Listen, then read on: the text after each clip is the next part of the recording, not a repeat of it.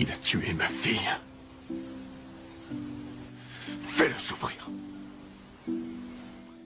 Qui n'a jamais été contrarié, qui n'a jamais été blessé par un être cher, qui n'a jamais été trahi par un proche. Bien sûr, tout le monde a déjà été contrarié. Et il arrive que lorsque la blessure est trop profonde, on a du mal à pardonner. On se dit hors de question de pardonner. Ce que cette personne m'a fait est inacceptable. Mais à cet effet, que signifie donc pardonner?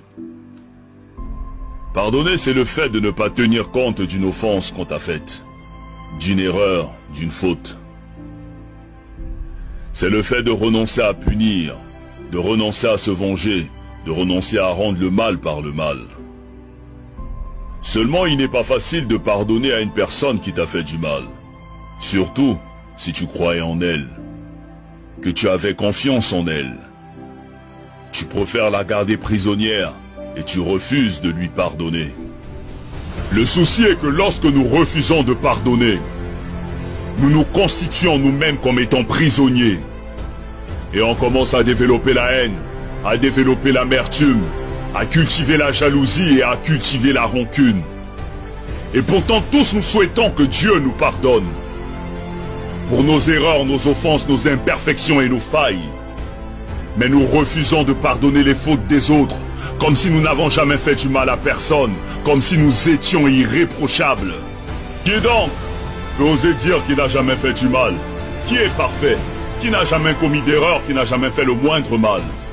On souhaite tous que Dieu nous pardonne pour nos bêtises, mais on refuse de pardonner les fautes des autres, on refuse de leur accorder notre pardon.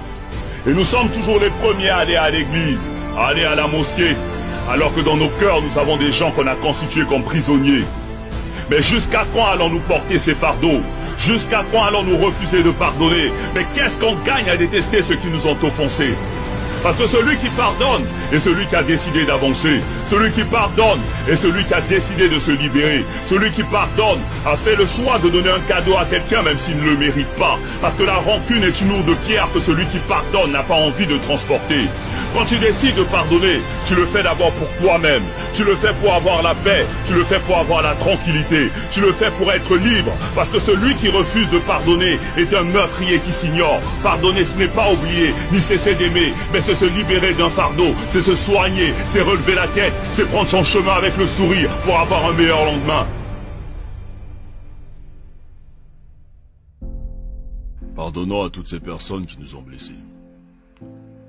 Pardonnons pour que le Tout-Puissant à son tour puisse nous pardonner. Pardonnons pour être au-dessus de ceux qui nous ont contrariés. Pardonnons pour retrouver la paix et progresser.